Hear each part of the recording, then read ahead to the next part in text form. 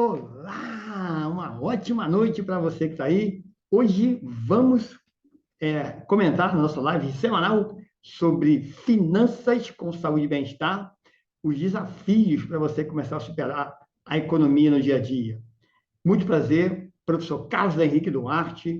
Estamos aqui com nossa contribuição de anos de experiência, de vivência, de tombos, que é o mais importante. A gente aprende mais caindo do que nas vitórias. E eu comentei aí já no Rios, ontem, coloquei o link lá na bio do Instagram, e no YouTube você pode buscar o episódio A Ascensão do Dinheiro, Neil Ferguson, mas se botar lá a ascensão do dinheiro, tá? Parte 1, já está no YouTube, só buscar. É um documentário, aí, um vídeo, dá uns 50 minutos, aí é só você colocar na velocidade 1.25, que vai um pouquinho mais rápido, né? Tão acelerado, e você consegue ver a origem que remonta, como o mundo começou a acumular riqueza, dinheiro, né? As pessoas, o mundo a gente fala as pessoas. E então, na época do livro, o mundo estava aí em 7 trilhões de dólares, né?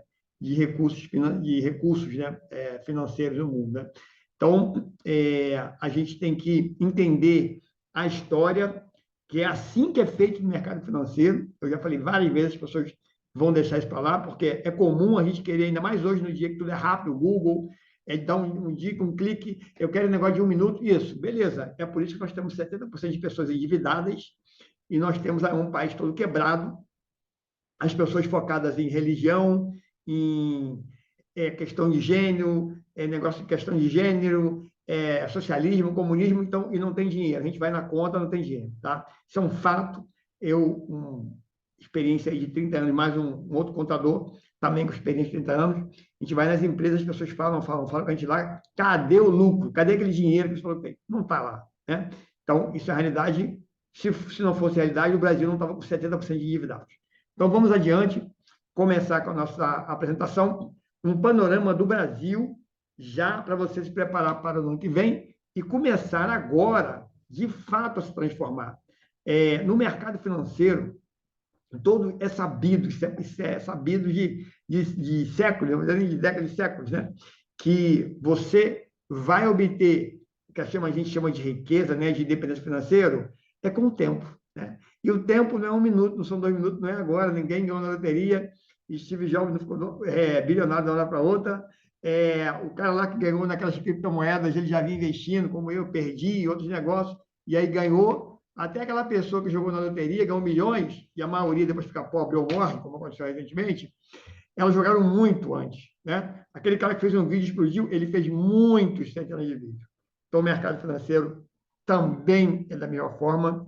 As pessoas ainda insistem em achar que vão ter a sorte grande, e nós estamos só afundando, e vamos continuar aí com essas teorias de esquerda, direita, centrinho, centrão, comunismo, socialismo, teoria de gênero, não sei o quê, para escolher A, B, C ou D, e deixamos de cuidar da gente, porque essas questões que estão no país pode ser culpa dos políticos, do judiciário, do legislativo, dos políticos, enfim, dos que têm mais dinheiro, quem reclama, mas a responsabilidade é minha, sua, de se transformar e mudar de patamar.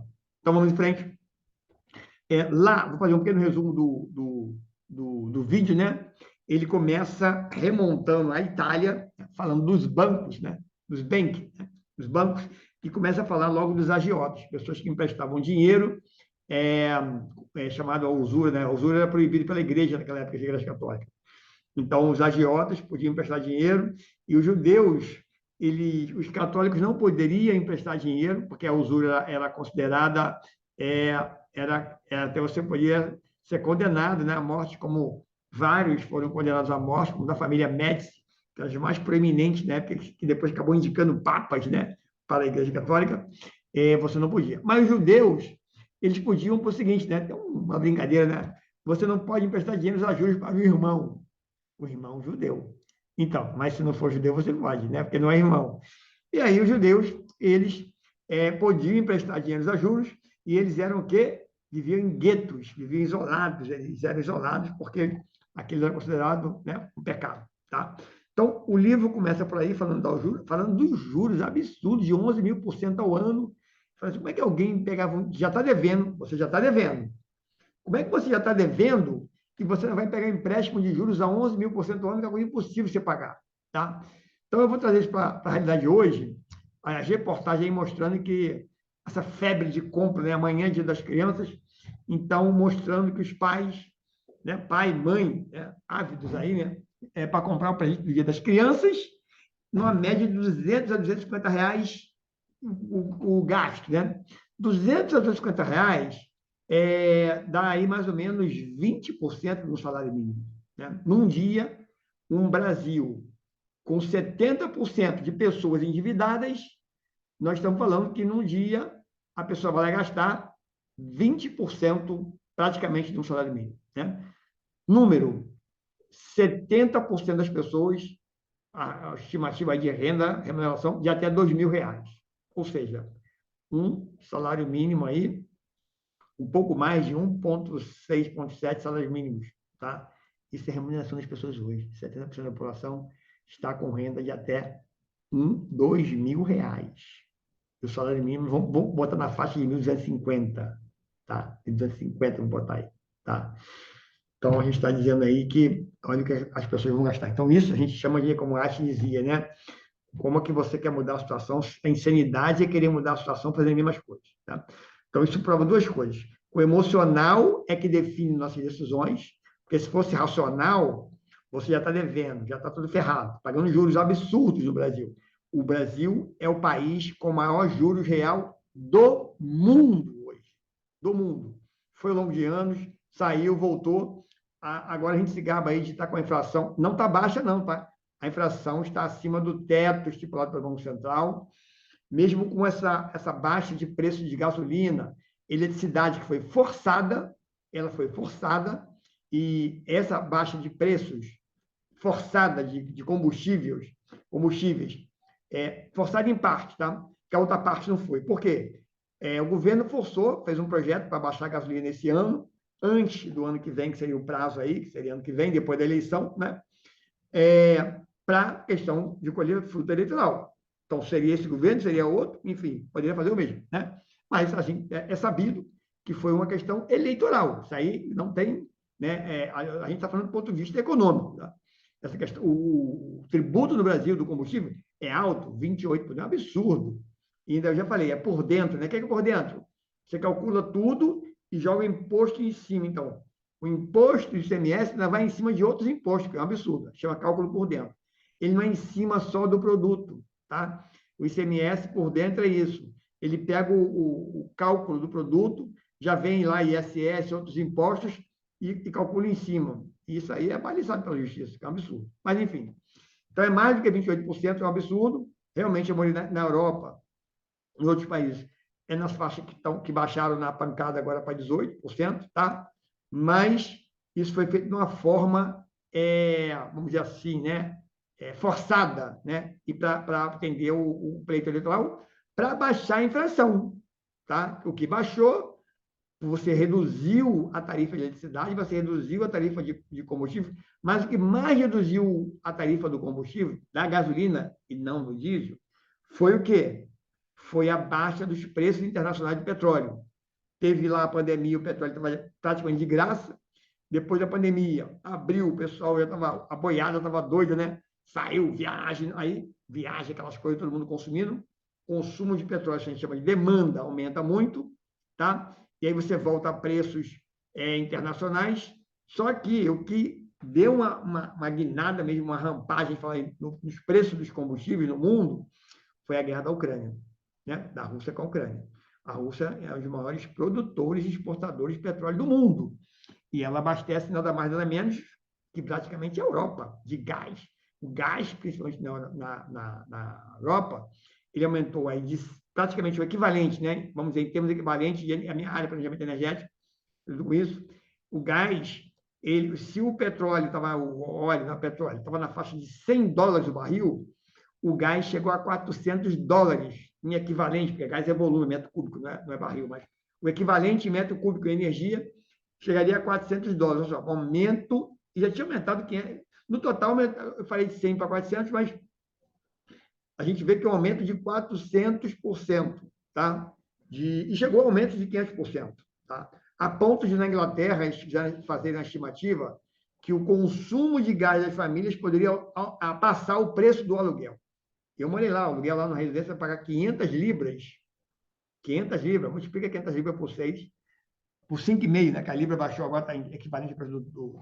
Bota aí 5, tá, a libra baixou com essa crise na Inglaterra, a libra está quase patamar do dólar. Então, vamos botar mesmo patamar do dólar 5,20. Bota aí 500 libras vezes 5,20, né? Vai dar R$ 2.700 por mês de gás, porque lá eles usam combustível, gás, para aquecer, para tudo praticamente, tá? Você tem aquecedor, você tem, enfim, a energia elétrica desses países são feitas com térmicas.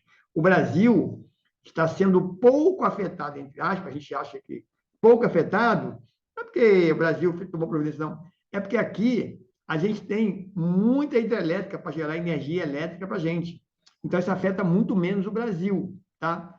Mas muito mais importante que isso é que o Brasil deixou né? O Brasil importa diesel e gasolina. Isso é uma falha do país, tá? E essa falha não está relacionada à falta de conclusão das refinarias, como foi afirmado aí por candidato, não, tá? A falta o consumo excessivo de combustível no Brasil está associado à construção da infraestrutura de transporte que foi feita no Brasil, principalmente de 64 a 80, né? Que foi desmantelado o sistema ferroviário e foi aí construído Transamazônica, Belém, Pará, muita rodovia, e é claro que o consumo vai ser lá em cima, né? A gente vive nas cidades urbanas, a gente vive num trânsito caótico de 2 horas e meia de trânsito. Pode ver, quase não tem trem. A cidade planejada, que chama Brasília, cidade modelo, tá? Vai lá, quase não tem trem. O metrô praticamente foi inaugurado em 2012. A cidade, que é dita cidade planejada, disse lá de 56, por Juscelino Kubitschek, né? Era para ser a cidade modelo. Então, a gente tem modelos de construção, inclusive na economia, que a gente paga a conta depois. Então, vamos trazer aqui para a nossa realidade. Estou dando uma visão de mundo para a gente saber o que vai, ano que vem, para a gente pensar no nosso dinheiro, no que a gente vai investir, no que a gente pode ganhar ou perder, tá? Porque, seja direita ou esquerda, tudo bem, Marisa, muito prazer. Seja direita ou esquerda, cada um vai contar a sua história e, no final, quem paga a conta é você. Então, eu estou aqui, eu assino o cara da direita, o pessoal chama de super picareta, eu assino o cara da esquerda, que é socialista. Eu quero ouvir o que eles falam. E eu já vi o da direita falando, não, vai lá, investe aí, quebrou tudo. E da esquerda, cuidado, vai dar ruim. E deu ruim. Então, eu olho aqui, olho lá, vejo, falei, o cara da esquerda falou um negócio interessante. Vou dar um exemplo para você aqui, tá? Antes da pandemia, lá do Covid-19, como é que o pessoal do mercado financeiro, como é que o Warren Buffett e quem trabalha no mercado financeiro sabe que havia uma crise e manda você investir, tá? Olha só. Tem uma coisa que eu falei desde o início chamado taxa de juros. Isso indica tudo para o mundo, tá? Então, existe taxa de juros de curto prazo, que é até 12 meses. Tá? Ou seja, o país pega empréstimo para se financiar, como o Brasil está fazendo esse ano. O Brasil está gerando uma dívida de mais de 80 bilhões de reais para o quê? Para dar auxílio para caminhoneiro, para taxista, enfim, para vários grupos. Para mim, não tem relevância nenhuma. Eu não sei para você, né? Eu acho que para a sociedade também não tem relevância nenhuma. Assim, eu tenho que dar o dinheiro para o caminhoneiro, eu tenho que pagar a conta. Então, por que eu não dou dinheiro para as pessoas que estão endividadas 70%? As pessoas pobres que estão passando fome, tem 30 milhões de pessoas passando fome na rua. Então, o Brasil pegou esse dinheiro, cai na dívida pública de 12 meses, que nós vamos ter que pagar ano que vem. Sabe qual taxa que o Brasil está pagando esse dinheiro aí? 80 bilhões a mais, né, de rombo. 13,75% ao ano. Ou seja, o país pegou empréstimo. Se tem um rombo, ele pegou dinheiro com alguém. Um banco, né? É um rombo lá. 13,75%, vamos dizer, 80 bilhões, 10% é 8 bilhões, mais 800 milhões a cada 1%, né? Então, a gente tem aí 2.400, 2.500. Então, nós temos aí, brincando, quase 11 bilhões de juros que eu e você vamos pagar por uma coisa que foi feita para o momento eleitoral, que é dar dinheiro para o caminhoneiro, para o taxista. Aí botaram que era para o Bolsa Família, tá? E aí, na verdade, acabou que o Bolsa Família ficou com a menor parte, né? A maioria foi para o caminhoneiro e para tal do orçamento secreto, né? Que é secreto, ninguém sabe, é para ser secreto para ninguém saber, mas o orçamento secreto está lá no orçamento. Eu entro no orçamento, o dinheiro está lá. Esse ano foram 19 bilhões para os deputados e senadores. Por que se chama orçamento secreto? É porque os deputados, eles têm o chamado lá de verba deles, eles ficam fazendo a campanha deles nos redutos eleitorais, não vou chamar de nome, né? E só que essa verba que eles têm lá, antigamente, tinha que ser o quê? Mostrado, comprovado, onde gastou, enfim, apesar que pode dar golpe, mas enfim, ele tinha que mostrar onde gastou, comprovar, enfim, e você tinha um controle, entre aspas, do Tribunal de Contas, esse controle aí, enfim, tem, mas não tem, porque já foi pego várias irregularidades, né? Que eles fazem, tá? Tipo, nota fiscal de combustível, dá para ir na lua e voltar, né? Já viu que não está rolando. Mas o orçamento secreto é pior ainda, porque é uma verba que ela é controlada pelo chamado relator. Quem é o relator? É um deputado 530. Um deputado e o presidente da Câmara, que atualmente é o Arthur Lira, que criou esse sistema. Ele, e aí criaram o chamado, você pode ver assim, pode digitar na internet, verba de relator. Esse cara, está ali, o relator, né, com o presidente da Câmara, eles decidem para quem vão dar 19 bilhões de reais. Então, para a oposição, eles não vão dar, óbvio. Só vão dar para eles. E é por isso um dos motivos que agora, por exemplo, o partido do presidente, PL, elegeu uma bancada com 99 deputados. Tá? A União Brasil depois vem em segundo, né? E por quê? Eles pegaram esse dinheiro todo, investiram no reduto deles, botaram dinheiro nas cidades para fazer obra, para fazer isso, para fazer milhares de coisas, né? E até na campanha, com certeza, eleitoral. Então, isso é uma verba totalmente irregular, que o Supremo está lá votando, e nós estamos pagando a conta para eles fazerem campanha política com o dinheiro além daqueles 5 bilhões que é dividido para todo mundo, que eles aprovaram 5 bilhões de verba para fazer campanha eleitoral, né? Para todos os partidos, segundo lá a representatividade de cada partido, né? Quem tem mais, leva mais, mas aquilo ali é uma verba que foi é, você entra e você sabe qual partido levou, quanto levou, tem que saber onde está aplicando, tá? Eu até concordo bastante com essa verba pública, porque isso foi para acabar com aquela história da corrupção, porque as empresas privadas é que financiavam, né? Aí vinha o Debrecht, o AES financiava, era financiamento privado. E se ela financiava, ela quer o troco, né? O troco é o quê? A corrupção que você tem que dar depois. Então, quando o orçamento é público, você teoricamente não pode ter empresa financiando, né? Teoricamente, que eu estou vendo aí pessoal financiando, né? Por fora, caixa 2, né? E monte, né? Você vai comprar no mercado, o cara bota a nota fiscal, faz a propaganda do deputado. Ele está fazendo comerciante, vários estão fazendo isso, né? Isso é irregular, mas aí você não tem como provar, tá? Isso foi feito assim, muito, muito, muito, muito. Então, essa verba pública de 5 bilhões, que foi aprovada pelo Congresso, eu concordo que seja pública para evitar esse toma lá da cá que existia antes, né? Porque, por que existiu o toma lá da cá? Que as pessoas, maior corrupção em todos os tempos. Porque vocês viram que deu com a presidente Dilma Rousseff, né? Ela não aceitou fazer. Primeiro, eu tenho que admirar, né? Mulher é um espetáculo da natureza, né?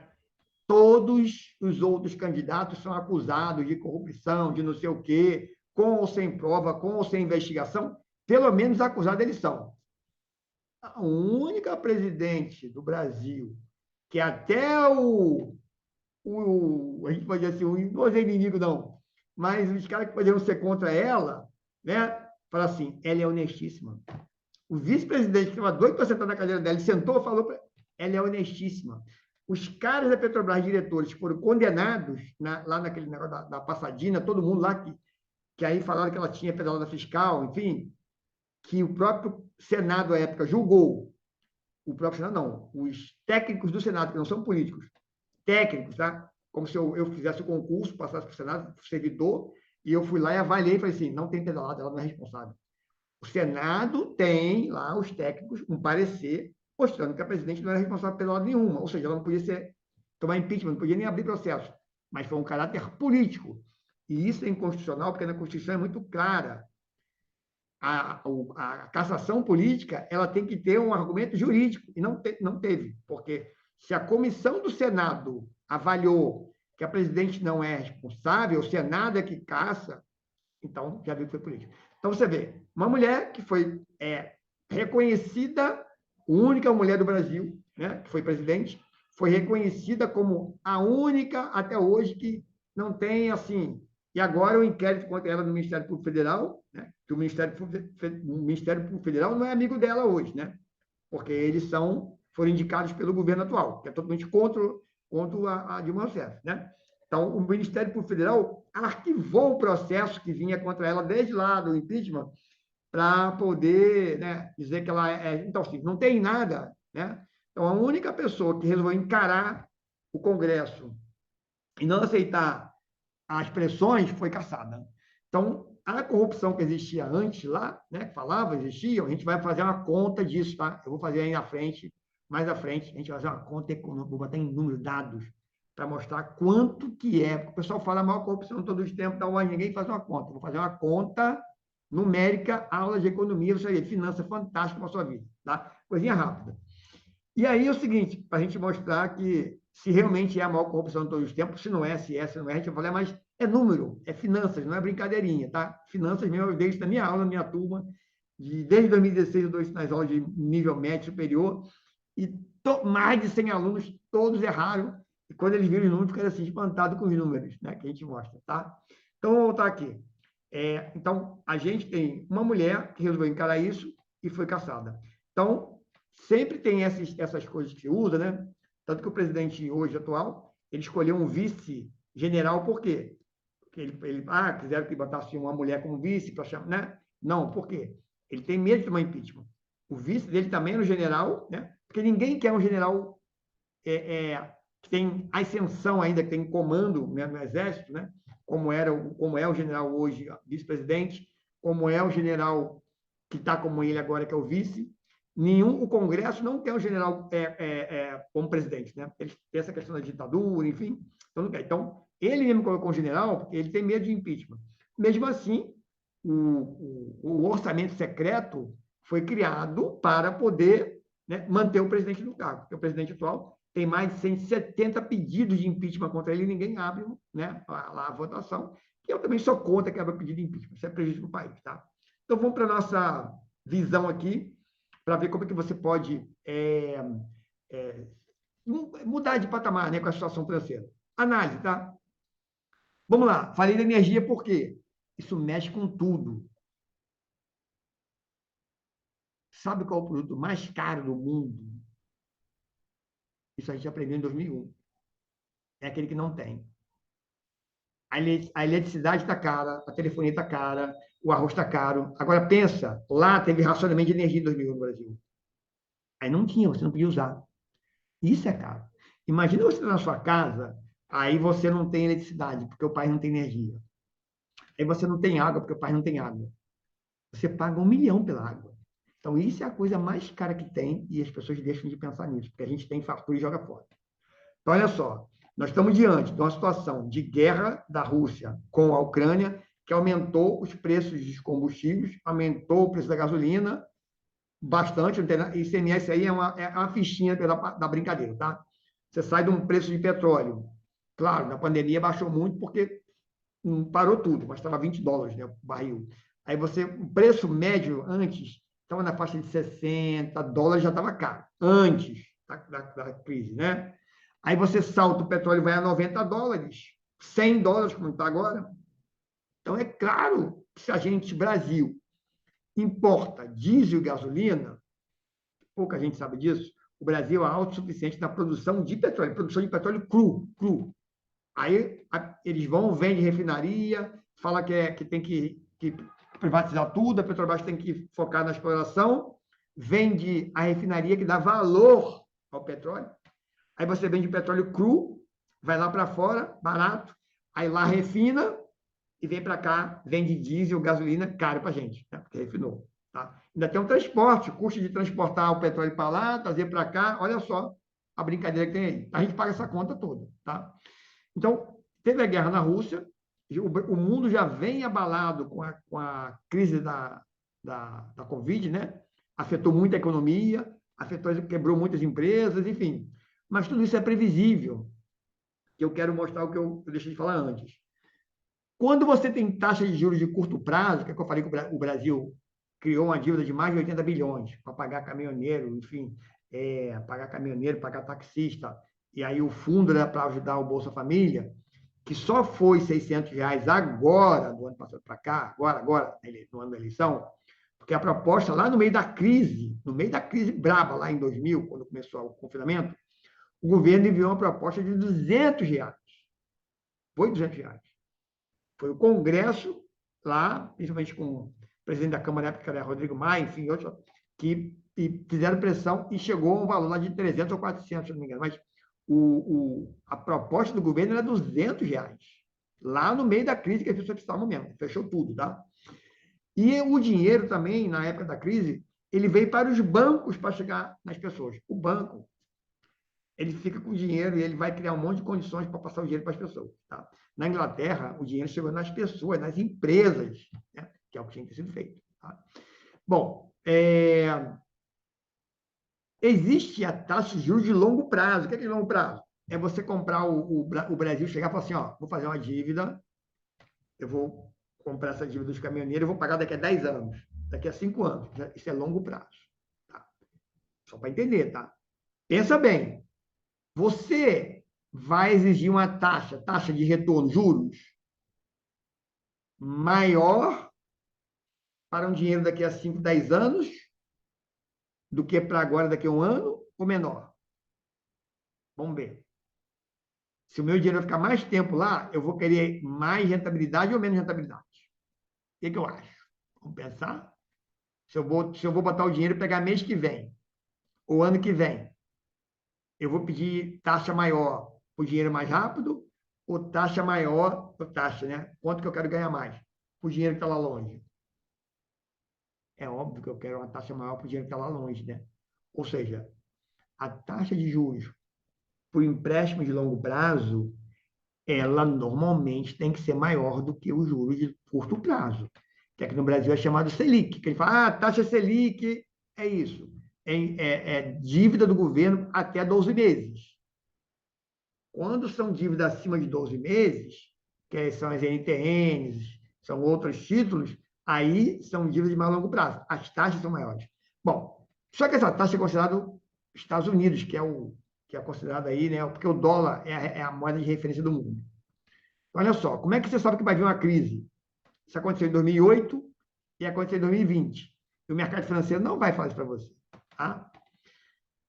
Quando tem uma coisa chamada inversão da taxa de juros, ou seja, quando aquela taxa de juros de longo prazo começa a ficar menor do que a de curto prazo, opa, tem coisa errada. Os investidores estão pagando menos para a taxa de 10, 15, 5 anos do que para a taxa de hoje, tem coisa errada. Não vamos entrar nessa explicação aqui, não é o conceito, a gente tem aula para isso, né? Dentro do nosso curso, mas já entendeu. Então, em 2007, lá na crise do subprime, aquela crise que derrubou as bolsas no Brasil, começou nos Estados Unidos, derrubou a Europa, o mundo, e atingiu o Brasil em 2008 para 2009, em 2007 teve essa inversão da taxa de juros. Eu não sabia o que era isso na época. Né? Eu fui descobrir isso em 2019. Eu também investidor no mercado financeiro, de bolsa de valores. Desde 2000, eu não tinha um conhecimento, né, como investidor. A engenharia, eu investia assim na raça, como a maioria, né? Não fiz um curso de economia, eu investia, ganhava 100% na bolsa, fiz título, mas aí perdi muito dinheiro porque eu não sabia disso. Tem a crise. E vou dizer uma coisa: o que você pode perder na crise, naquele momento ali, só no ano, eu comecei a investir em 2000 na bolsa. Aí vamos dizer que eu investi até 2007, 2008, teve a crise, eu afundei lá. O dinheiro que eu perco em um ano pode levar embora todo o meu ganho que eu fiz naqueles 8, 7, 8 anos. Isso eu não sabia também. Né? Então, assim, pode levar embora. Você pode ganhar 7, 8 anos, mas é a sua reação naquele momento da crise que pode fazer você jogar seu dinheiro fora. Né? Porque a tendência, por exemplo, você vê que seu dinheiro, por exemplo, você vê seu dinheiro cair de 80 mil para 27 mil, ou para 20 mil, um quarto. Você logo, ou caiu para 60 mil, 40, você se desespera e saca o dinheiro. Tá? Você realiza o que a gente chama prejuízo. Tá? Então, você não deixa o dinheiro lá, sabendo que depois ele vai voltar e vai até valorizar mais depois, né? Porque você tem um título. Tá? Então, vamos lá. Quando a taxa de juros inverte, ou seja, o título de longo prazo paga menos juros que o de curto prazo, os investidores estão dizendo, vai vir crise. Então, isso aconteceu em 2007 e aconteceu em 2020, em 2019. De meados de 2019 a 2020, antes, isso aconteceu. E tem mais outro indicador. O ouro e o dólar começam a se valorizar. Por quê? Ouro e dólar são considerados ativos seguros. Então, veja o que eu estou falando. Está longe de ser Brasil. Nós estamos falando de Estados Unidos e mundo. E isso vai chegar aqui. Quer um exemplo? Covid começou na China em novembro de 2019. Só foi mesmo assim, chegou a um nível em janeiro de 2020. Rapidamente atingiu o quê? Europa, Ásia, começou a pegar ali Rússia, Ásia. Ah, não vai chegar no Brasil, porque aqui o clima é quente. Foi para os Estados Unidos, em março estava no Brasil. O mundo hoje está tudo conectado, gente. Todo conectado. Um espirro lá na Rússia da guerra da Ucrânia está impactando a gente aqui, por quê? Preço do petróleo e Ucrânia e Rússia, eles exportam 30% do agro, né? Dos grãos do mundo, 30% os dois. Então, isso impacta no preço dos alimentos, porque o Brasil também exporta alimentos. E o que acontece com isso? Por que os alimentos estão mais caros também no Brasil? Vamos explicar aqui agora. Uma lei do Serra, lá quando ele é senador, na época do Fernando Henrique, né? Ele criou aí um incentivo para a exportação, tá? Que é o seguinte, o exportador, ele tem lá um incentivo de tirar o ICMS, né? Para exportar, né? Para favorecer a exportação do país. Só que o que acontece com isso? Eu sou um cara do agro, né? Um grande, porque o pequeno não vai conseguir exportar para o mercado, tá? Então, eu sou um grande fazendeiro e tal. E quem investe em LCA, a gente sabe, LCA, Letra de Crédito Agrário. O que é letra de crédito agrário? Eu vou lá, compro no banco, é um investimento que eu faço no banco, é como se fosse um CDB, tá? É um título que o banco emite para ele pegar aquele dinheiro e investir em agrícola, né? Para a agricultura, tá? E tem também as LCIs, que é letra de crédito imobiliário. O que é isso? É letra para o banco investir em crédito de imóveis. Esse LCAS e LCI são isentos de imposto de renda. Ou seja, o governo não está arrecadando. O CDB que eu invisto, eu pago imposto de renda. LCI e LCA são isentos. Olha só, você está investindo no LCA, que lá o fazendeiro está recebendo dinheiro e o governo não está recebendo imposto de renda do que eu ganho. Primeiro ponto. Os empréstimos bancários, principalmente são feitos pelo Banco do Brasil, para o agro, são subsidiados, ou seja, significa que o governo também banca parte da taxa de juros para investir no agro. Tá. Aí tudo isso eu pago, porque isso é imposto que não está sendo recolhido e eu pago, eu quero imposto para ter o quê? Saúde, educação, para ter estrada, para ter, né, um país, né? Como eu morei na Inglaterra, lá o sistema de saúde é gratuito, o NHS é fantástico. Eu não queria mais o privado, eu queria o NHS. Né? O sistema lá funciona muito bem. Então, a gente precisa de dinheiro, né, para evitar o que aconteceu agora de cortar o dinheiro das universidades, que não foi história, isso é real. Eu estou aqui agora, hoje, falando com a universidade, eu vivi na universidade desde, enfim, comecei na universidade em 93, fiz graduação, mestrado, doutorado, fui para o Instituto Federal, dei aula na Universidade do Estado, dei aula no Instituto Federal, dei aula para mestrado, doutorado, e eu estou vendo o investimento em educação. É sempre jogado fora. Né? Então, onde o governo sempre tira dinheiro da educação. Tá? Então, assim, o governo tirou 1,5 bilhão de dinheiro da educação. Aí voltou atrás agora por causa da questão eleitoral, e isso dá barulho. A universidade ia fazer greve, iam para a rua.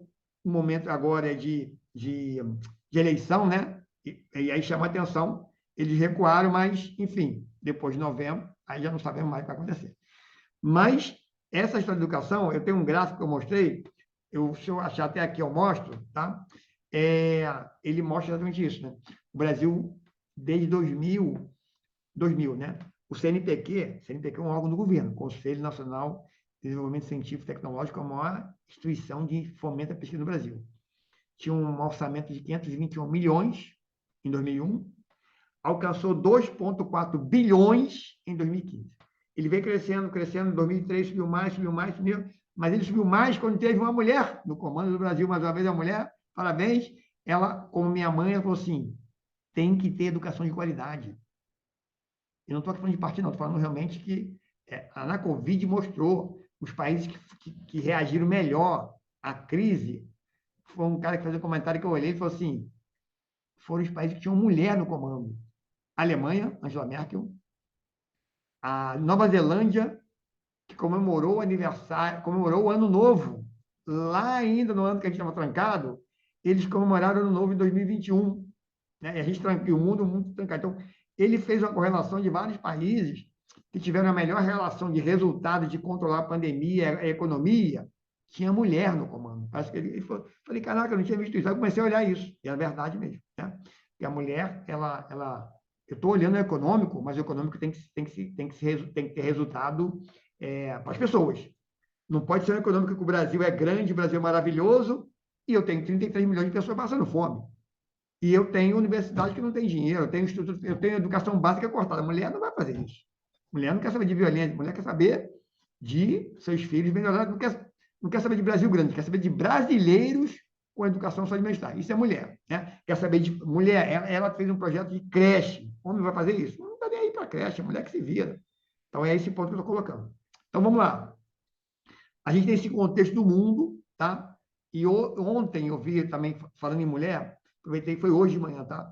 A Christine Lagarde, que ela é a presidente lá do Banco Central Europeu, tá? Ela era do FMI, ela apresentando as perspectivas para o mundo para o ano que vem.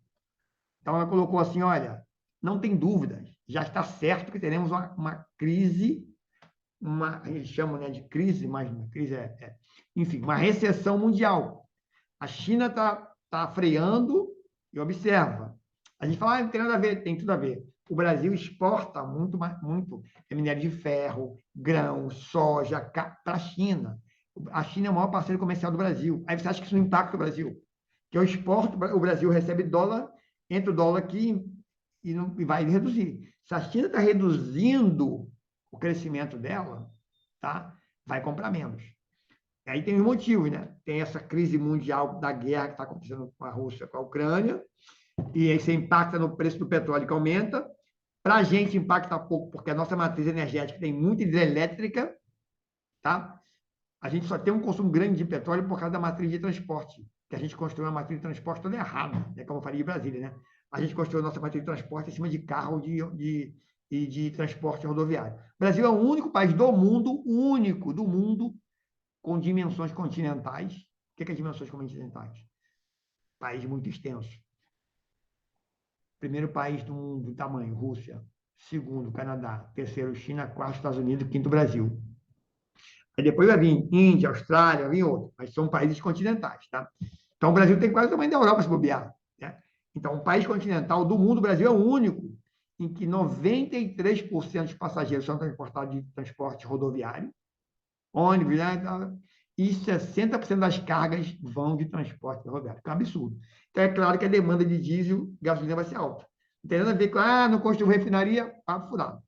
Você construiu o prédio mais ineficiente do mundo e depois quer botar o melhor ar-condicionado, mesmo assim, o custo de energia vai ser caro. Tinha que construir o prédio direito, tá? Então, olha só, o aumento do preço do petróleo faz com que aconteça o seguinte, olha a recessão. Várias indústrias, vamos dar um exemplo do Brasil. Vamos dizer que a eletricidade subiu muito, tá? E já aconteceu lá em 2001, tive racionamento. As indústrias eletrointensivas, o que é isso? Automotivo, alumínio, consomem muita energia elétrica. Elas vão parar. Porque o preço da eletricidade vai ficar tão caro que não vai inviabilizar a planta. Então, vamos lá para fora. Na Europa, na China, principalmente na Europa, na China, esse preço, que eles são muito térmicos, eles precisam muito de petróleo. A matriz deles não é igual à nossa. A matriz desses países não tem muita, assim, não tem muito, tem até o assim, o percentual, que eu quero dizer, né, que eles usam de eletricidade, de coisas renováveis, é bem menor do que no Brasil. Eles usam mais petróleo, gás, carvão. A China é muito carvão, a Europa, e gás natural. Com o aumento do preço do gás e do petróleo, várias indústrias estão parando porque ficou proibitivo ela funcionar. Vai dar prejuízo. Ela não vai conseguir vender o produto, a energia está tão cara, ela parou. A indústria parou de produzir, vai ter que demitir, vão ficar os trabalhadores demitidos, vai frear. Já está acontecendo isso. Na China e na Europa está acontecendo um outro fenômeno, que a gente está associando aos efeitos da mudança climática. O que é? Seca de rios. Uma usina térmica precisa de geladeira, tá? Eu tenho que ter uma coisa fria e uma coisa quente. Isso é uma máquina térmica, tá? Então, a usina térmica, ela produz calor, ela tem que ter o que a gente chama de reservatório frio. Esse reservatório é o quê? É um lago, lá em Pernambuco, tem até um Pernambuco. Qual é o reservatório frio? É o mar.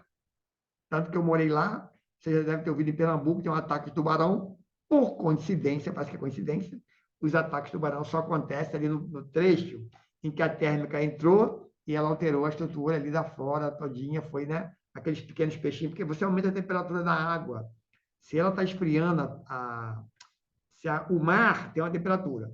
Se ele está servindo como reservatório, né, a parte fria, ele precisa resfriar a térmica, se ele está resfriando, a água está esquentando. Você começa a matar pequenos micro-organismos, que vai matando o outro, vai matando o peixinho. O tubarão lá, o peixe não chega e fala, vou lá comer na fonte, vem aqui na praia comer você. Mas é só naquele trecho que já foi investigado. Em outras áreas, eu nadava lá em outras áreas, mar aberto mesmo, o tubarão não atacava, não vinha, onde está fora do raio da térmica. Então, o que está acontecendo lá no exterior? Além da questão do preço que a indústria está parando, os rios estão secando e sem o rio a térmica tem que parar. Opa, se a térmica parou, menos energia. Então veja que tudo isso leva à recessão. Se a China entra em recessão, a Europa entra em recessão. A Europa também está tendo problemas com esse preço, também seca de rios. Vocês viram aí há pouco tempo, né? Queimadas, pode ver se não viu na reportagem, né? Queimadas em Portugal, na Europa, está queimando, está seco. Se está seco, não tem água. Bom, se a China que produz tudo no mundo, é a Europa que consome, a China também consome, reduz, também os Estados Unidos vão ser afetados. Então, vamos lá. Brasil. Os três maiores parceiros comerciais do Brasil. China, Estados Unidos e Argentina. Tá? China freando, Estados Unidos também está em recessão. Tá? E a Argentina está na crise profunda, que já vem de antes. Vão falar, o governo da esquerda, mas no governo da direita que saiu, estava pior, ou sei lá, estava a mesma coisa. Mas estava ruim, o cara entrou e quebrou tudo. Tá? Não tem negócio de esquerda e direita. Né? Era o Macri, agora é esse outro, que nem sei o nome, mas uma da direita, outra da esquerda é quebrado. Tá? Então, os três maiores parceiros comerciais do Brasil, então imagina você ter um negócio e você vai vender. Os seus três maiores compradores estão ferrados. Você acha que vai se dar bem? Você tem que pensar na alternativa. Né? E o Brasil está com uma dívida absurda, só rombo no ano seguinte. O Brasil não produz o que a gente chama de superávit, né? Está dando só rombo, criando dívida. Então, vamos trabalhar isso no próximo ano para a gente se cuidar, porque a crise de 2020 para 2023, as expectativas são piores. A guerra da Rússia vai se prolongar, pode se intensificar diante das ameaças de questão nuclear, outras coisas aí, enfim, mais. A gente tem as questões de alimentos, de combustíveis, né? Que voltam à tona. E tem outra, um impacto que pouca gente vê, né? O governo baixou o combustível na raça, no peito, né? No imposto, né? Porque eu disse que a gasolina baixou realmente por causa do preço do petróleo que caiu. Mas já voltou agora. Já voltou, ou seja, o preço do petróleo, nessa aprovação que foi feita na Câmara para baixar o preço na pancada, pela redução do ICMS, que é estadual, não é federal, é muito bom fazer gracinha com o dinheiro dos outros. O governo federal e os deputados federais fizeram uma lei para baixar ICMS, que isso está até sendo questionado legalmente no STF, está perdendo, porque quem define ICMS são os estados são independentes, quem faz isso é o CONFAZ, enfim, passaram aí o rodo e baixaram na marra, mas quem tem a perda é o Estado. O que os Estados fizeram? Inclusive o Estado de Minas Gerais, que apoia o governo federal agora. Entrou na justiça contra o governo e Minas Gerais ganhou. Os estados entraram contra o governo na justiça, no STF, por causa da perda, e estão ganhando. Então, assim, por quê? Quando você diminui a arrecadação do Estado, ele fez um orçamento para esse ano para investir em educação, saúde, enfim. E aí, no meio do caminho, você tirou aquela verba do governo. De onde ele vai tirar dinheiro como o governo federal faz? Da educação e saúde. Nós vamos errar. Então, eles tiram sempre da educação. Qual é o argumento deles? Ah, é o maior orçamento. É um argumento, é o maior orçamento. Né? Então, você morre de fome, porque não tem saúde, e você vai ficar no mesmo lugar porque você não tem educação. Educação você não recupera. Não tem como o governo falou agora, a gente vai tirar o dinheiro agora, em dezembro volta, meu amigo. Eu vou deixar o aluno sem comida, sem água, sem agora, a bolsa, e aí lá no que vem não adianta, perdeu, não tem como. Então, isso aí, mesmo que os estados perdessem o dinheiro, o STF desse ganho de causa do governo federal, o que ia acontecer? O Estado ia perder a arrecadação, ia deixar de investir em saúde e educação e a gente ia sofrer. Então, foi a solução mais esdrúxula que eles fizeram. Só que o combustível acabou baixando, porque eu falei, né, o preço do petróleo do mercado internacional acabou voltando. E agora aumentou de novo. Por quê? Porque os países produtores de petróleo, da OPEP, né, que é a Rússia, mais os árabes, se reuniram e eles acordaram de reduzir a produção em 5 milhões de barris acho que 5, tem que ver lá, mas, enfim, eles reduziram lá a produção de petróleo diário. Então, se você reduzir a produção, tem menos petróleo, o preço aumenta. Eles aumentaram o preço. E a Petrobras agora está segurando o preço para não aumentar, porque eleição, claro, né? Eles vão deixar para aumentar depois de novembro, porque o preço já aumentou. E quando os países exportadores se reúnem para diminuir a produção, é a decisão que eles querem tomar, porque o preço do combustível tinha baixado para $90, tá? E já tá acima de 100 de novo, tá? Então, a Petrobras vai segurar até o novembro, pelo menos depois da eleição, para poder aumentar de novo o preço do combustível, tá? E por enquanto ela acabou reduzindo de novo, tá certo? Então, tudo isso tem impacto para a gente na inflação e tudo, porque o Brasil, quando exporta, importa, enfim, eu tenho o que a gente chama de saldo da balança comercial, né? Ou seja, se eu tenho saldo positivo, eu exporto mais do que importo, entra dólares. Se eu importo mais do que exporto, falando em dinheiro, né? Sai dólares, eu perco dólares, né? E dólar aumentando no país, né? Se aumenta a circulação de dólar no país, eu tenho mais dólares, então o real fica sobrevalorizado. Por quê? Tem mais dólar no mercado, desvaloriza, né? É como assim, olha, pensa aí, tem um monte de mulher bonita. Ah, todo mundo é bonita. Aí, né? Agora só tem uma maravilhosa e todo o resto feia. Ou tem um monte de cara gatão e não tem feio nenhum. Gatão não vai fazer diferença. Agora tem só um gatão e um mais ou menos. Aí o cara fica, né? É ver nem é gatão, é mais ou menos todo mundo ruim. Ele já vê, né? Ele cega um olho e é rei. É mais ou menos essa brincadeira. Então, quando a gente tem mais oferta, né? Aquele produto baixa. Então, o real fica mais valorizado, ou seja, com o real eu consigo comprar mais coisas em dólar. O que significa? Esse celular, esse computador, quase tudo a gente vem do exterior, tá? Tecnologia, tá? O Brasil quebra tudo. Ele não investe em educação, saúde, e aí não investe em educação, a gente tudo tem que comprar do exterior, coisas tecnológicas. Então, o computador, o celular, petróleo, tudo fica mais caro. Por quê? Ou desculpa, fica mais barato. Porque se eu exporto mais, o meu real vai comprar mais lá fora, tá? Essa é a lógica. Então, dito esse cenário, vamos trazer para o Brasil a nossa realidade e depois, no final, aí eu vou colocar os pontinhos do que a gente pode pensar para a gente. Tá? No cenário nacional, acabou o primeiro turno da eleição, né? Houve esse questionamento aí dos institutos de pesquisa, e o que acontece é o seguinte, eu sempre falo, né? Essas confusões que se criam, e essa confusão o Brasil está vivendo desde 2014, quando o candidato lá, Aécio Neves, perdeu a eleição para presidente Dilma Rousseff, e ele questionou as urnas, disse que ia derrubar o governo até, ia fazer um movimento até derrubar o governo, e conseguiu, né? Isso é a pior coisa do mundo, ficar criando uma guerra civil no país. Porque o Brasil pega dinheiro emprestado, como eu falei. Imagina você é uma pessoa de paz, de estabilidade. Aí você vai no banco, o cara vai ali, essa pessoa tem emprego estável, é militar, não sei o que, tá, ele vai te dar uma taxa de juros de 5. Aí chega lá, você é funcionário civil, não é militar, mas é civil, tá, ele vai lá, não é militar, eu posso ir no quartel, o cara vai preso, tal. Esse aqui é um pouquinho mais caro, eu vou pagar 7 de juros. Ele é funcionário público. O mesmo salário, tá? Vamos botar assim, você ganha 5 mil como militar, como servidor civil, agora você é funcionário de empresa privada. Aí ganha mesmo 5 mil. Estável, trabalha na mesma empresa, igual o mesmo ano do militar, 5 anos, igual o civil. e fala assim, mas essa pessoa pode ser mandada embora a qualquer hora. Eu vou cobrar dela 9%, o mesmo dinheiro emprestado.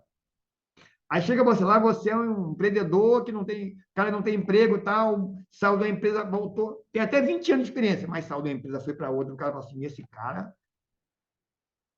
vou cobrar dele 11, o mesmo dinheiro. Aí vamos dizer que você agora é pior ainda, você é um cara que arruma confusão, briga, não sei o quê, aí tá lá, ó, tem protesto, e esse cara aqui é confusão, arruma briga, vou cobrar dele 20%. É isso que acontece. Um país em que os políticos ficam inventando impeachment, não sei o quê, ficam guerreando, um xingando o outro, como está acontecendo agora.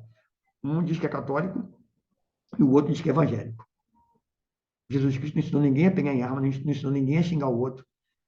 Eu não lembro, eu leio a Bíblia. Eu fiz celebração, eu trabalhei na igreja, fiz celebração. Eu não vejo na Bíblia Jesus Cristo dizendo para você atacar o outro, xingar, fazer fake news e depois dizer que é cristão. Mas vamos lá. Então tem uma coisa errada, né?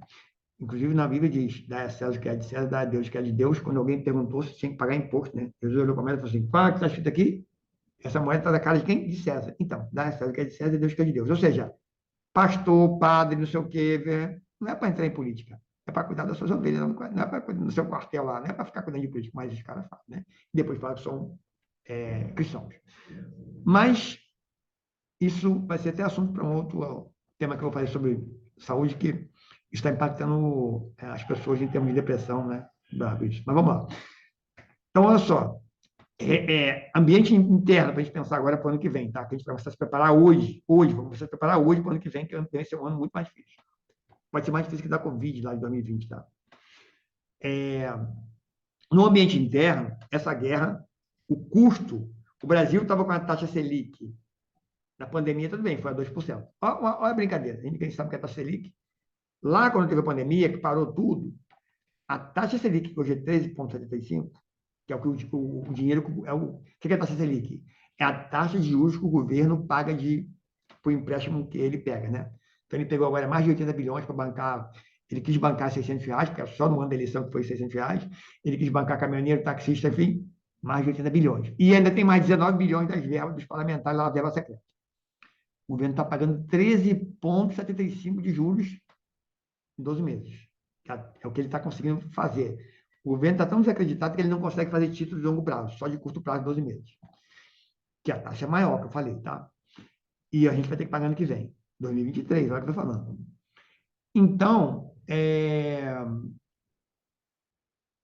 lá na pandemia era 2% a taxa Selic.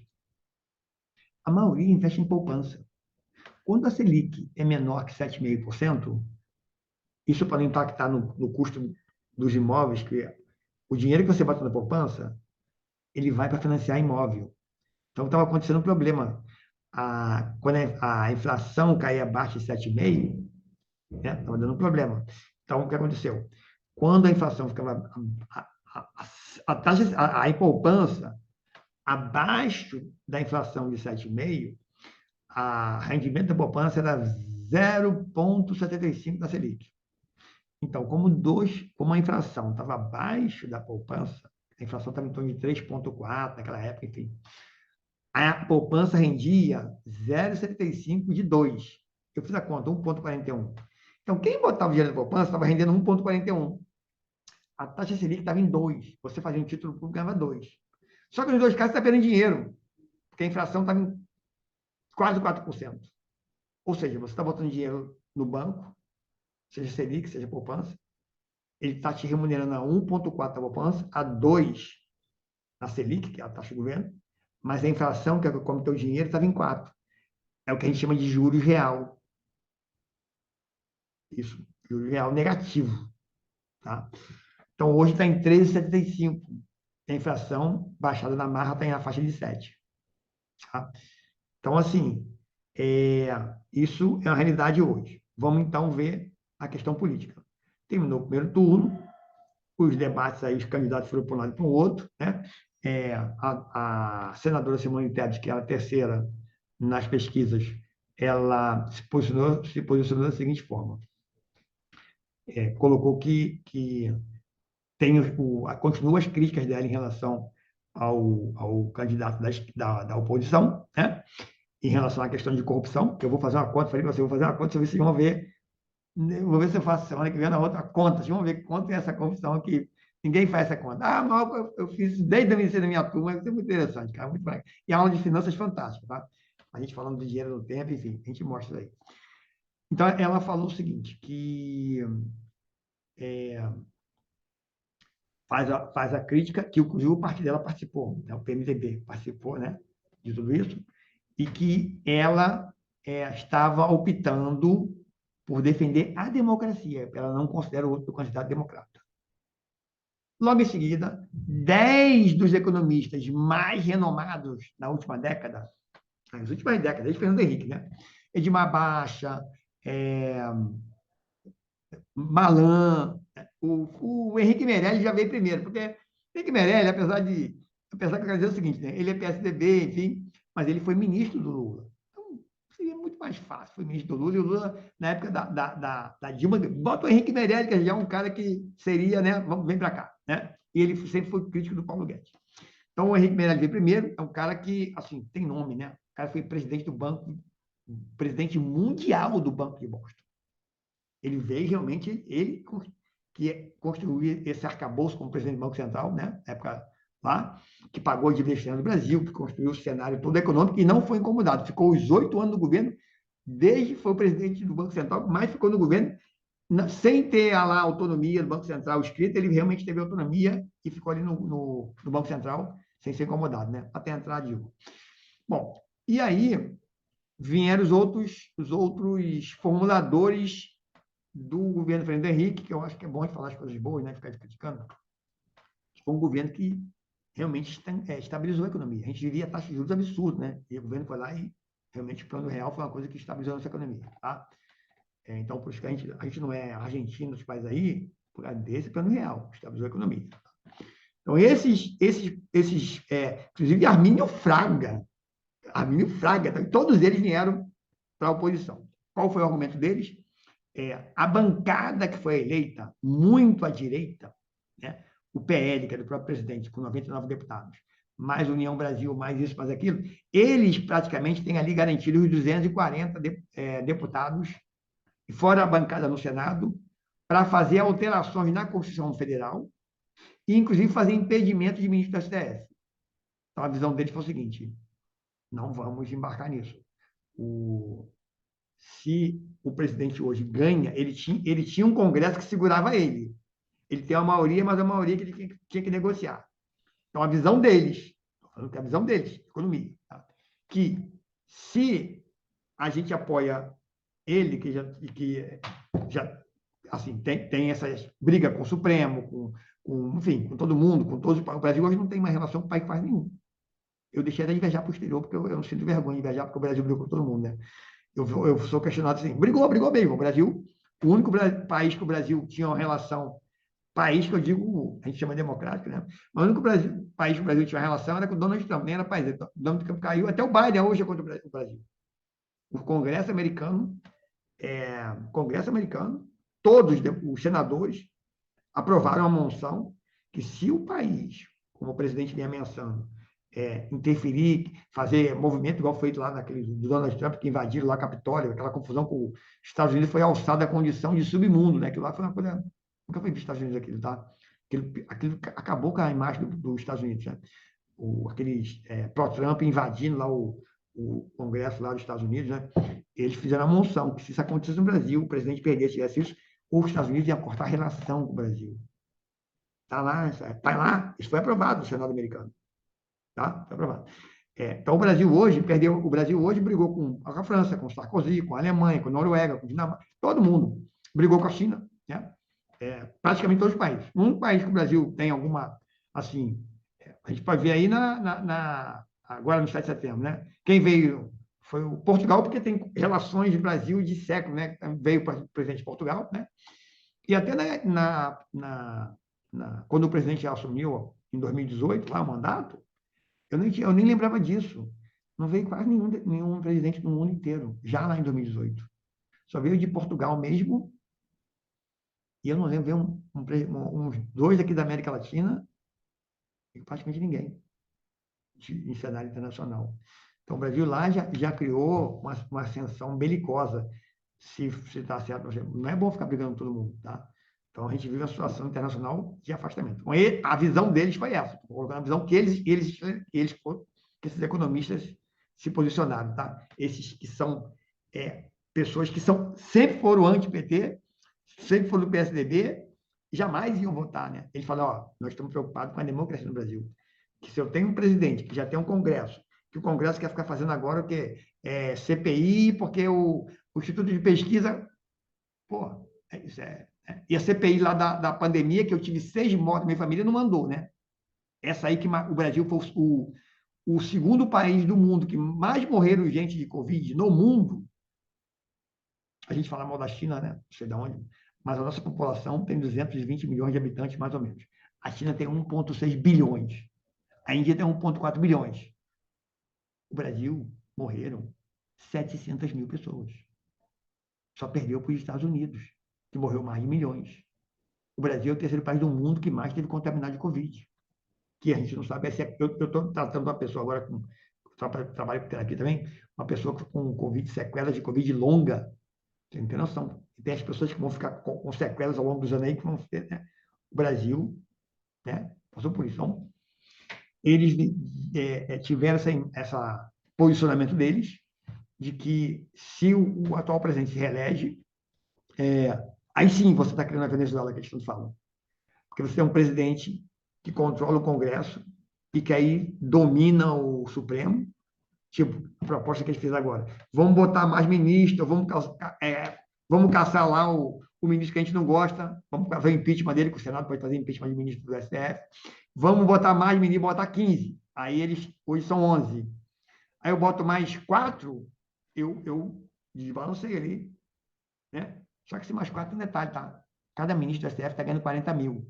Aí tem um monte de assessores, aí eu estou pagando uma conta que é para o cara ainda botar mais ministros, né? E eu vou pagar a conta, para ele dominar o país. Então, a visão deles foi que, se isso acontecer, aí sim o Brasil, de fato, vai virar, né, um país ditador, como aconteceu, e acontece com a Rússia, né? O Putin começou lá como primeiro-ministro, depois foi a presidente. Ele que é o mão de ferro, ele tem um congresso na mão dele, lá os deputados, que aprova tudo que ele quer, ele tem a maioria, e com ele, com mão de ferro e o congresso, ele consegue manipular o judiciário, porque são 2 poderes contra 1.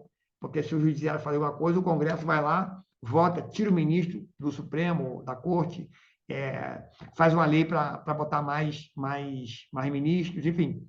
E por isso que ele governa com mão de ferro lá, né? Isso aconteceu lá, aconteceu na Alemanha nazista de 30, aconteceu eles falando isso, tá? Então, são o posicionamento deles em relação a isso, tá?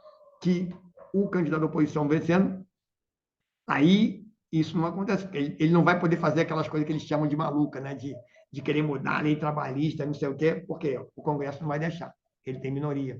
Ele vai ter que fazer a tal da composição, e a maioria das coisas que eles consideram que poderiam ser absurdas, que o mercado considera absurda, ele não vai ter poder de fazer, né? O presidente, o candidato à oposição, né? Porque o Congresso já está estabilizado. Já está com maioria, né? Do atual presidente. Tá? Essa é a visão desses economistas. Então, de posse desses dados, a gente vai ter o seguinte, tá? Primeira coisa, para 2023, a primeira coisa mais importante que a gente falou lá em 2019, você tem que ter caixa. Caixa, dinheiro. Caixa não é dinheiro guardado no colchão, não, tá? Caixa você tem que ter, pelo menos aí, uma reserva financeira, investimento, enfim, ou trabalho, que você fala assim, cara, eu tenho dinheiro para um ano, pelo menos. Porque 2023 vai ser um ano muito difícil. Já falei todo esse contexto de Rússia, China, guerra, energia, mercado internacional, falei essa questão de exportação e importação, falei da questão interna do Brasil, da política, que o Brasil está isolado. Só um dado aqui, pouca gente sabe, tá? As pessoas falam muito de corrupção da Petrobras, mas a Petrobras tem um fundo, a Noruega, olha só, Noruega, hein? País lá gelado, produz muita energia hidráulica, tem petróleo, a petrolífera deles é estatal. É estatal. Né? É estatal. Lá os serviços de saúde são estatais, então, transporte e coisa funciona. Tá? A história é outra, né? Ser estatal funciona.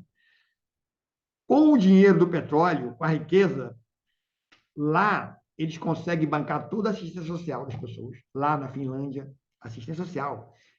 O bebê nasce, tem um kit que recebe, enfim, tem um kit que dá para a criança fazer tudo.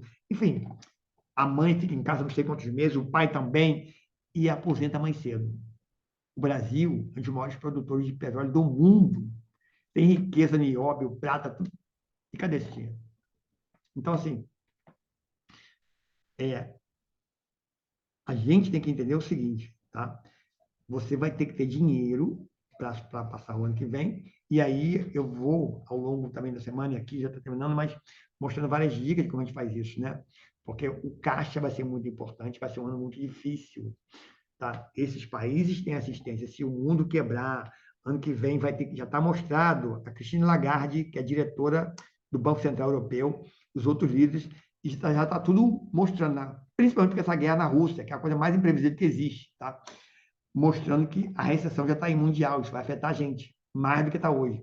O Brasil tem uma dívida bilionária para o ano que vem, que foi feita esse ano por causa de eleição, desde o início do ano.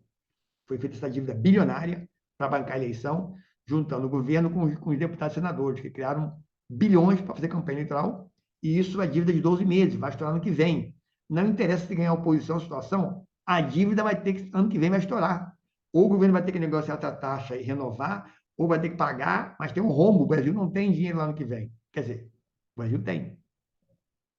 Mas só que é o seguinte: o Brasil é hoje, não sei o certo, mas o Brasil chegou a ser o terceiro maior credor dos Estados Unidos. O Brasil era devedor do FMI. Em 2008, eu falei do Henrique Meirelles, em 2008, com superávit, né? Primeiro, que é superávit? O Brasil vendia mais do que exportava mais do que exportava. O Brasil pegou um mundo naquela época que entrou o governo, o governo que está agora se candidatando à oposição. Claro, ele pegou um mundo crescendo, né? Necessitando de, a gente chama de commodity, minério de ferro. Assim, o Brasil exporta muito rápido, o Brasil vendeu muito, não tinha caixa. Com isso, o Brasil pagou a dívida externa, transformou em dívida interna, ou seja, em real. O mundo pode estourar essa crise todinha, o dólar disparar, que a nossa dívida fica ali controlada, em real, é interna. Tá? Então, o que acontece? O Brasil pagou a dívida externa, nunca mais depender de FMI, e o Brasil é credor do FMI. O Brasil se tornou o terceiro maior credor dos Estados Unidos. Agora, eu não sei se está em quarto ou quinto, que eu tenho que ver, mas está ali. É um dos maiores credores dos Estados Unidos. O que é credor? O Tesouro Americano, agora, por exemplo, o Biden conseguiu aprovar um projeto dele, né? Reduziu muito, tá? É aquela história. O Biden ganhou democrata, mas o Congresso, a mesma coisa que falar do Brasil. O Biden é democrata e ele está com um Congresso que a maioria é republicana. Então tem um equilíbrio de força. Ele não consegue dominar, fazer tudo o que ele quer. Que é o que os economistas falaram aqui. Ainda, só que os Estados Unidos é outra realidade, né? Lá os caras não fazem doideira que fazem aqui, se tiver isso, né? Mas eles falaram exatamente isso. Não vamos embarcar nessa e deixar alguém ganhar a eleição, que ele já está com o Congresso na mão, que foi eleito um Congresso totalmente do partido dele. Então, o Biden ganhou e ele tem que negociar com os republicanos. Então, ele conseguiu aprovar um pacote lá de trilhões para investir na economia, infraestrutura, enfim, várias coisas na economia, né? Isso prova o quê? Que o país que é considerado mais liberal, considerado ele a Inglaterra, no mundo, o governo é quem investe, não é iniciativa privada. Esse é o maior erro do governo que fez desde 2018. Ele achou que ia deixar as empresas privadas investirem, que o Brasil ia crescer. As empresas privadas não vão investir. Porque, primeiro porque tem investimento de longo prazo, a empresa não entra. Aqui no Rio, por exemplo, tem a linha amarela. Quem bancou? O Estado. Foi lá, pavimentou, aí entregou para a iniciativa privada cobrar pedágio e administrar. Coisas caras, como energia, assim, as empresas não vão, o governo sempre tem que bancar. Energia, que é uma coisa que você vai construir hidrelétrica, vai demorar 10, 15, as empresas não vão entrar assim, não, é difícil. O governo tem que dar um monte de subsídio, não entram. O governo tem que investir naquilo, que demora tempo, tá? Então, eles fizeram aí investimento, então, ele precisa de dinheiro, ele pega dinheiro emprestado. E o Brasil fez o quê? Pegou isso que chama reserva, e o Brasil está lá no Tesouro Americano, ou seja, esse dinheiro que os Estados Unidos está investindo lá na infraestrutura dele, a gente está emprestando para os Estados Unidos, tá? Agora eu vou contar para vocês como é que é isso. O Brasil recebe os juros dessa dívida em dólar, né? O Brasil vai se gabar de estar com a inflação baixa, não está baixa, não. 6, 7% não é baixa. É menor que a dos países da Europa e Estados Unidos, por causa do que eu falei disso, por causa do aumento do custo do combustível, tá? Do petróleo, que subiu muito. Para eles, impactou muito. Aí a inflação subiu. E o Brasil baixou na marra, o preço dos combustíveis baixou por decreto o ICMS, tá? Aí baixou. Tá? E baixou também de eletricidade. Tá bom. Bom, o que acontece? O Brasil recebe hoje em torno de 3%, é a taxa de juros que o governo americano paga de juros. Então, se o Brasil hoje tem cerca de 320 bilhões de dólares, né, emprestado lá para o governo americano. Está em título, né? O Brasil compra título de tesouro, vai pagar daqui não sei quando. Então, isso é remunerado a taxa de 3% mais ou menos. Vamos botar aí 3 vezes 3, 9, né? 3%, né? A gente está falando de bilhões de dólares. Tá? Então, o Brasil vai receber tipo 90 milhões, 100 milhões de dólares de dinheirinho por ano. Só que o Brasil está pegando dívida no país. Lembra que eu falei da Selic, que está 13,75? Então, o governo faz uma dívida de mais de 80 bilhões para bancar os R$ 600 de Bolsa Família, que na verdade está bancando mais do que Bolsa Família, está bancando aí os 19 bilhões da verba secreta a verba secreta, o orçamento secreto, existe, está no orçamento, está lá, não adianta dizer que não tem, está lá, eu entro no orçamento, está lá. É secreto porque você não sabe quem está gastando e aonde está gastando, é isso que é secreto. O relator está gastando dinheiro, ninguém sabe aonde. É isso que é o secreto, o dinheiro está lá. E deputado não é para ficar gastando dinheiro do executivo. Deputado fazer lei. Isso tá no STF julgando que isso é inconstitucional. Por quê? Eu quero me candidatar. Brincadeira. Mas eu quero. Ué, mas aí como é que eu vou correr com um cara que já tá lá no mandato dele, e ele está com dinheiro botando no curral eleitoral dele e eu? Como é que eu fico nisso aí? Eu entro com desvantagem. Então, isso realmente é inconstitucional. Tanto essa verba de relator, que é secreta, que é porque é secreta. O relator dá para quem quiser e ninguém diz para onde está indo. Isso aqui é o segredo, tá? Antes, quando tinha a verba de emenda, tinha que saber para onde quem foi, quando gastou, enfim. Aí não era secreto. Mas também era irregular, porque o cara que já está eleito está pegando dinheiro que eu pago imposto para fazer campanha dele no curral dele e eu quero entrar, disputar a eleição, eu entro na desvantagem, se eu sou candidato naquela área dele, certo? Então vamos lá. O Brasil está pagando 80 bilhões numa taxa de 13,75. Só os 80 bilhões. Mas a dívida do Brasil interna está na faixa de quase 6 trilhões. 5,5 mais ou menos, trilhões. A média da remuneração, porque o Brasil tem vários níveis, né? Tem médio prazo, curto prazo. A média de pagamento de juros do Brasil está em 11%, ou seja, bota 5,5 vezes 11, o Brasil está pagando mais ou menos aí, quase 6, é quase 700 bilhões por ano de juros da dívida. Já viu que corrupção não é nada perto disso, né? O tal dos 40 bilhões da Petrobras, que foi o estimado, é fichinha, perto do orçamento secreto, que só esse ano foi 19 bilhões, um ano, né? Vamos pegar os 4 anos, mais 700 bilhões de juros que você estamos pagando. Né? E aí vamos considerar o seguinte, tá?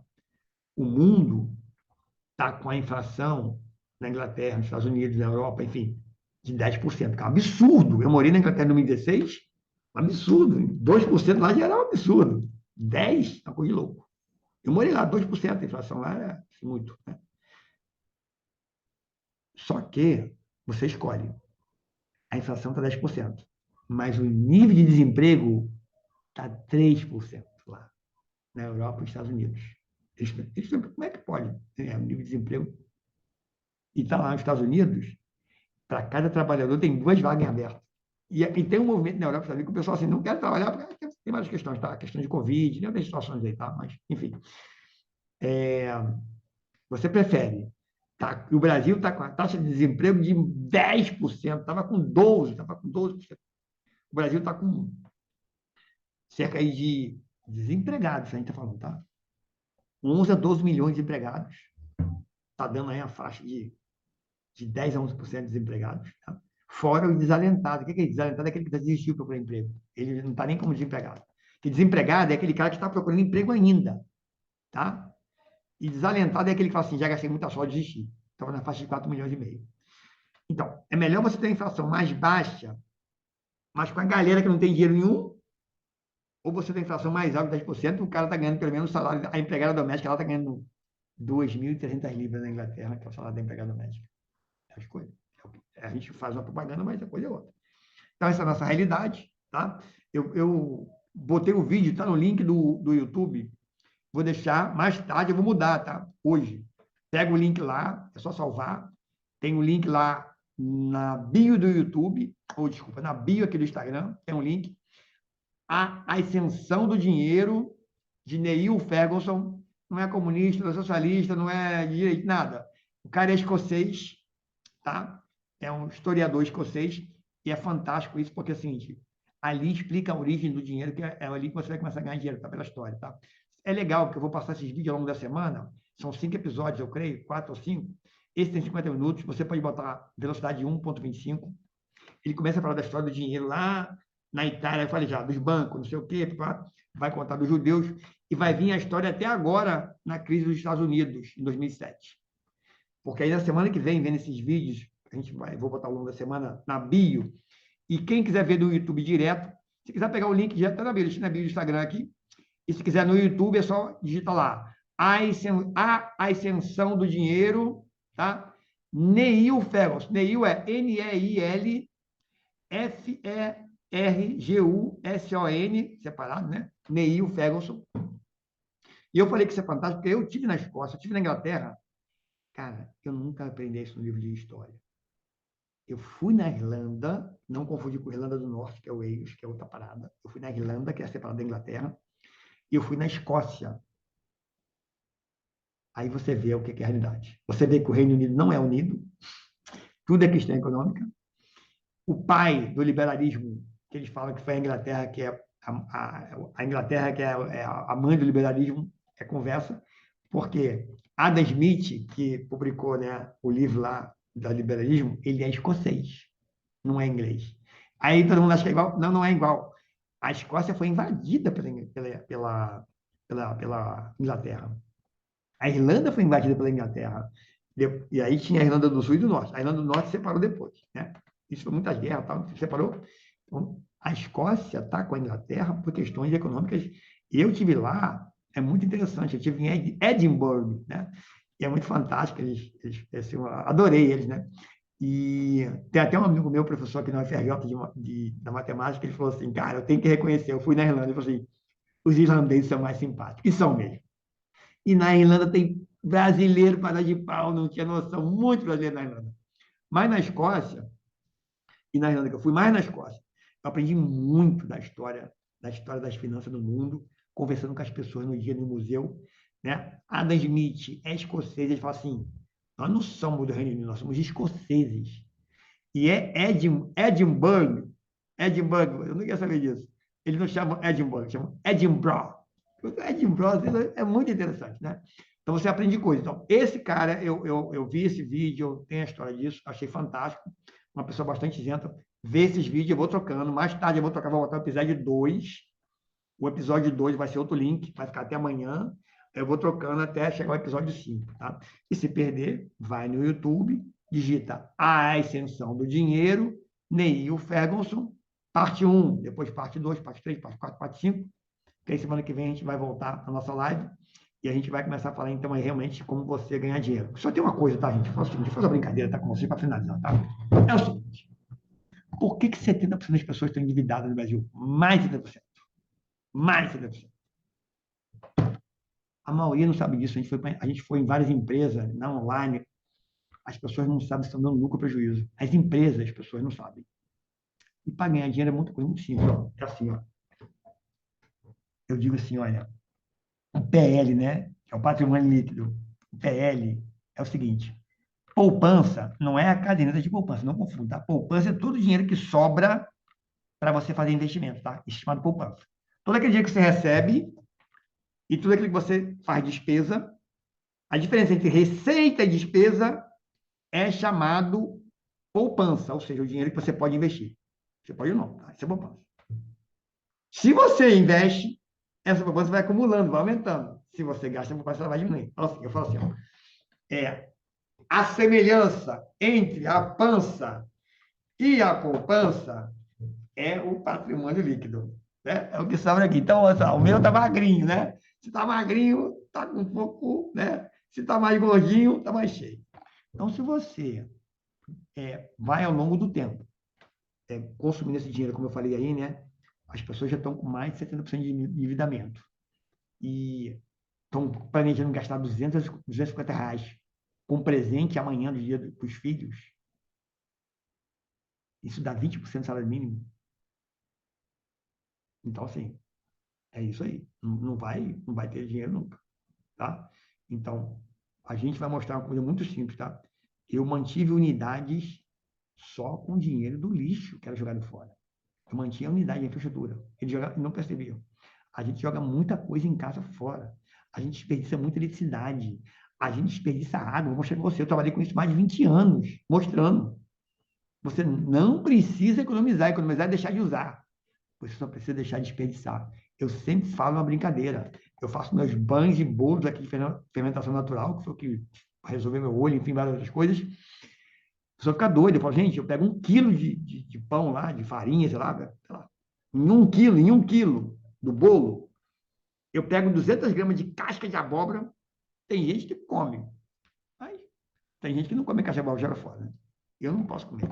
Aí eu falo, pega a casca da abóbora, que é pro lixo, tritura aquilo ali, e olha só, 20% da massa era o que ia pro lixo, que eu não ia usar. Ou ia pro adubo, vai pro bolo.